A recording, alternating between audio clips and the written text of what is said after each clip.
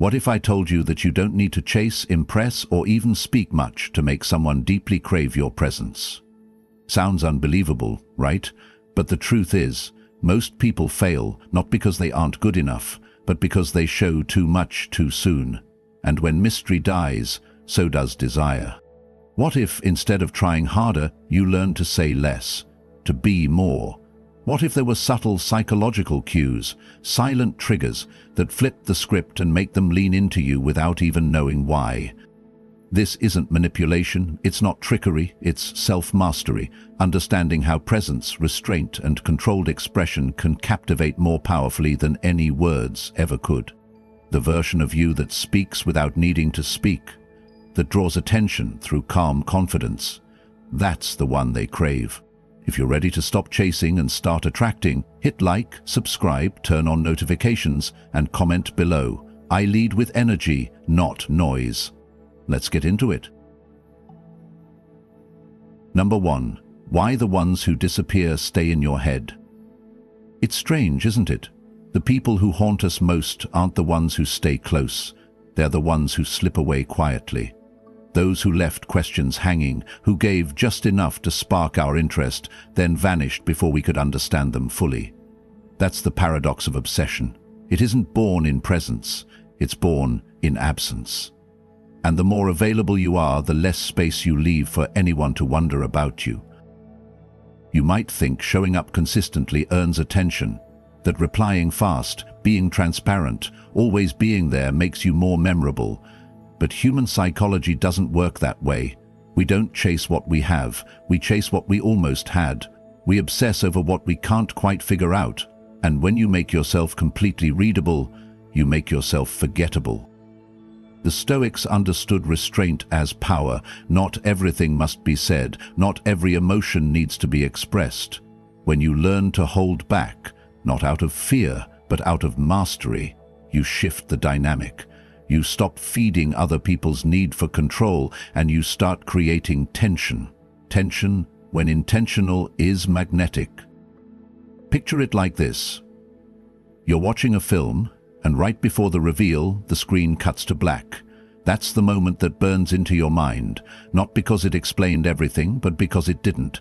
That's the kind of imprint your presence should leave. A trace, a question, a whisper, not a monologue. So the next time you're tempted to reply instantly, to pour out your thoughts just to be understood, pause. Let the silence work for you. Let the space between your actions speak. Give them a glimpse of you, then disappear before they can fully grasp what they saw. Not because you're playing games, but because you've learned your value doesn't need to be handed over in full. When you become elusive by choice, not out of insecurity but strength, you awaken something rare in others, curiosity. And in a world addicted to certainty, curiosity is irresistible. Let them wonder. Let them replay what you said or didn't say. That's how you become unforgettable. Now tell me in the comments, have you ever been haunted by someone you couldn't fully figure out? Number 2, the art of leaving them wanting more. We're taught to give, to express fully, to prove we care by pouring out everything we have. But when it comes to desire, more isn't always better. In fact, the quickest way to become forgettable is to give too much too soon. What truly lingers in a person's mind is not what's complete, it's what's unfinished. Right now, you might believe that if you keep showing up, keep offering your attention, your presence, your vulnerability, they'll eventually reciprocate.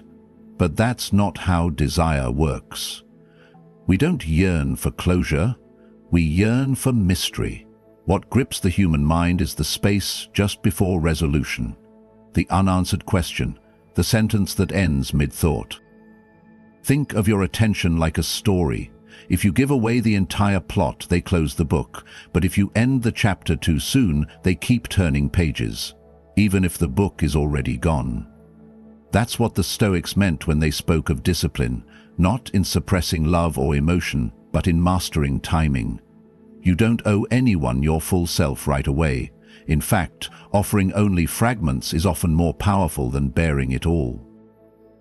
So when the conversation is going well, don't drag it on until it dies.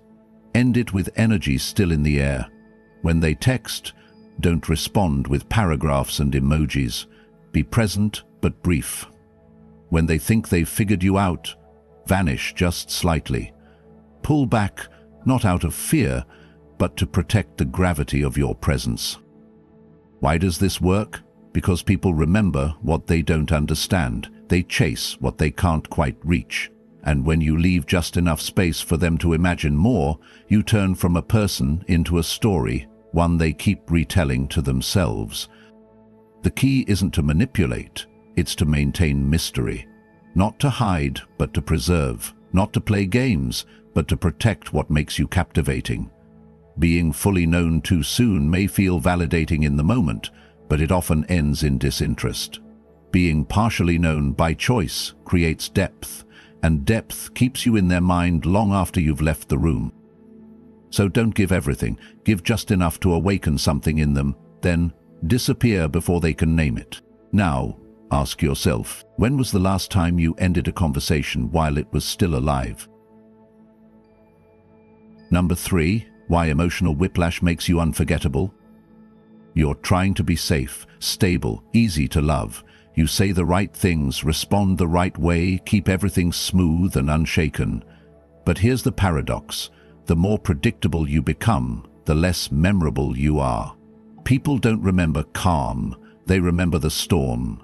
They remember how you made them feel, not how carefully you managed their comfort.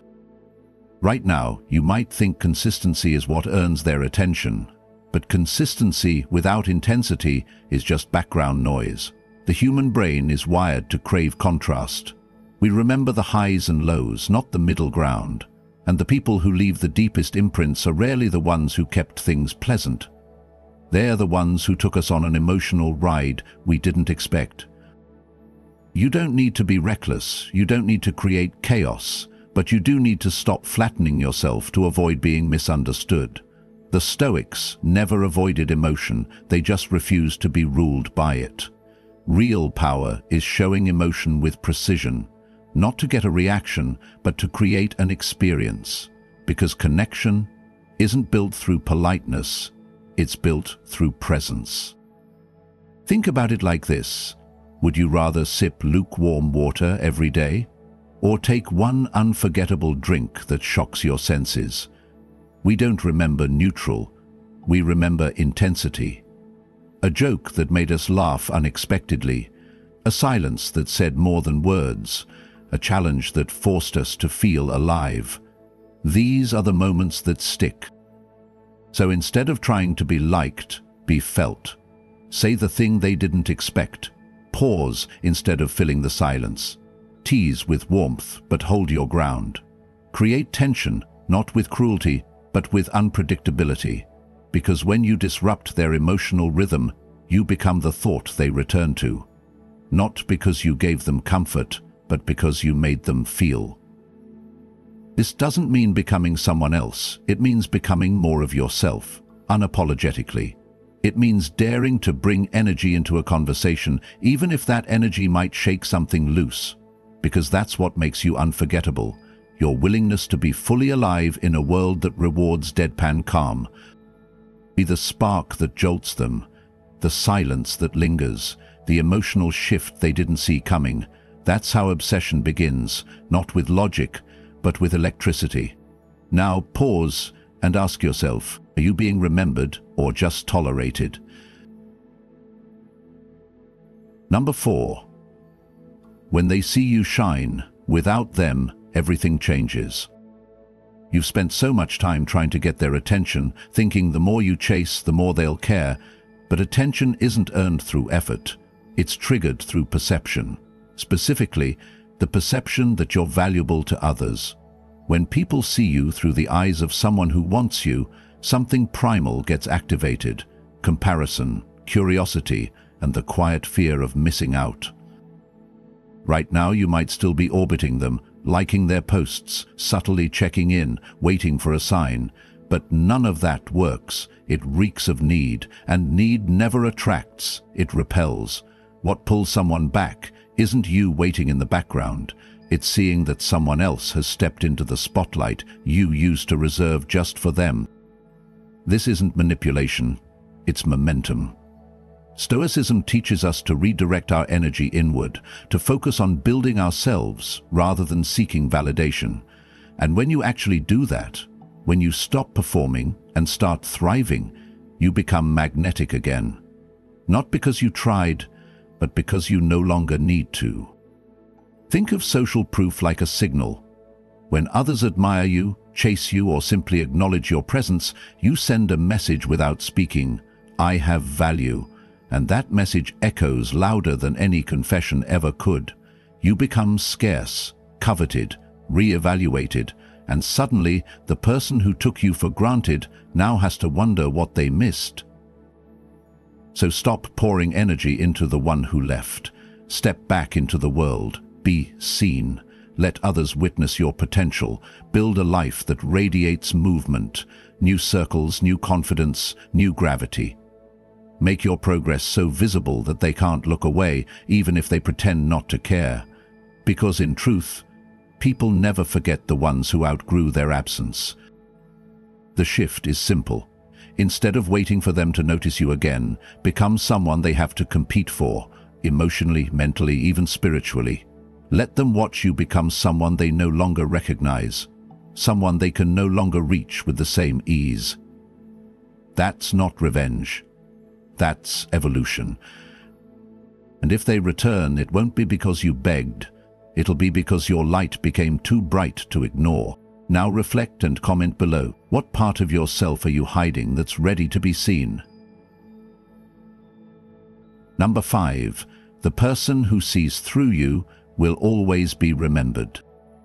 People hide behind smiles, behind sarcasm, behind control. Most of the time they're not looking for love. They're looking for a place to finally exhale. And when you become that place, when you cut through the noise and speak directly to what they're trying to hide, something rare happens. They never forget you. You think the key to connection is being agreeable, likable, easy. But what really creates obsession isn't comfort, it's exposure. When someone feels seen in their rawest, most imperfect form and not judged for it, that's where emotional gravity is born.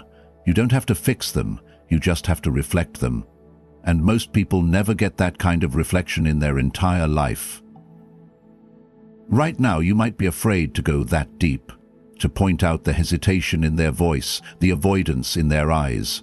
But the Stoics understood that clarity is compassion. Seeing someone clearly is an act of courage, not cruelty.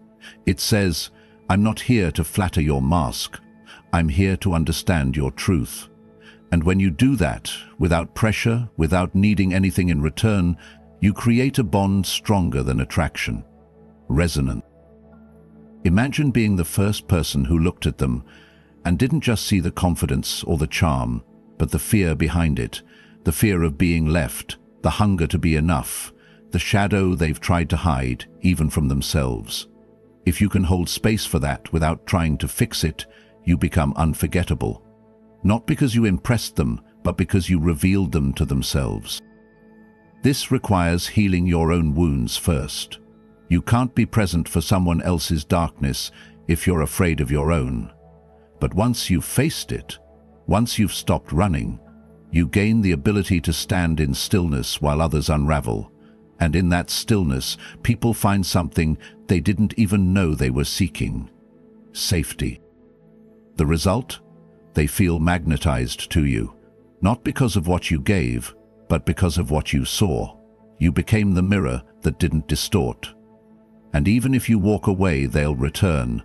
Not always physically, but mentally, emotionally, endlessly, because being truly seen is addictive.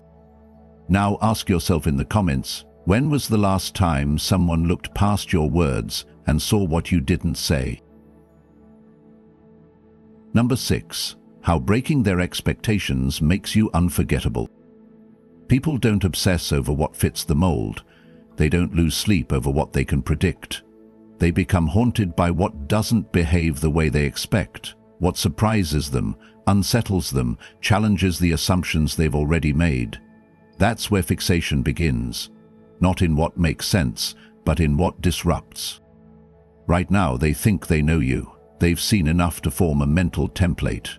How you'll respond, how you'll feel, what you'll say when tension arises. And every time you act in alignment with that expectation, you reinforce their comfort. You become easy to categorize, easy to forget. But when you start to disrupt the pattern, everything changes. You don't text back when they expect. You smile when they expect silence. You offer stillness when they anticipate explanation. It's not about games, it's about refusing to be reduced. Stoicism isn't just peace, it's unpredictability rooted in calm. The Stoic doesn't act to comfort others' projections. He acts from inner clarity, which often looks like mystery to those addicted to control. Think about it. Our minds crave pattern recognition. It helps us feel safe. But when a person breaks that pattern, not violently, but with poise, we obsess, we rethink, we try to figure it out. That's the space you want to live in, the gap between what they thought you were and who you actually are. This isn't about manipulation. It's about freedom, emotional sovereignty. You no longer react from habit or expectation. You choose your responses based on values, not pressure, and in doing so you become impossible to anticipate and therefore impossible to stop thinking about. When you stop being the predictable character in their story, they're forced to rewrite the script. That rewriting creates emotional energy. They start questioning what they missed. They become hyper-aware of your movements, and in that questioning, you become unforgettable. Not because you were loud, but because you were different. So don't flinch when they try to box you in. Don't explain when they demand clarity. Don't perform when they expect validation. Smile when they expect jealousy. Go silent when they expect noise. Leave early when they think you'll stay. And always, always act in a way that honors your depth, not their assumptions. Now reflect and share below. When was the last time you shocked someone? Not with anger, but with grace. Number 7. The vanishing act that makes them obsess.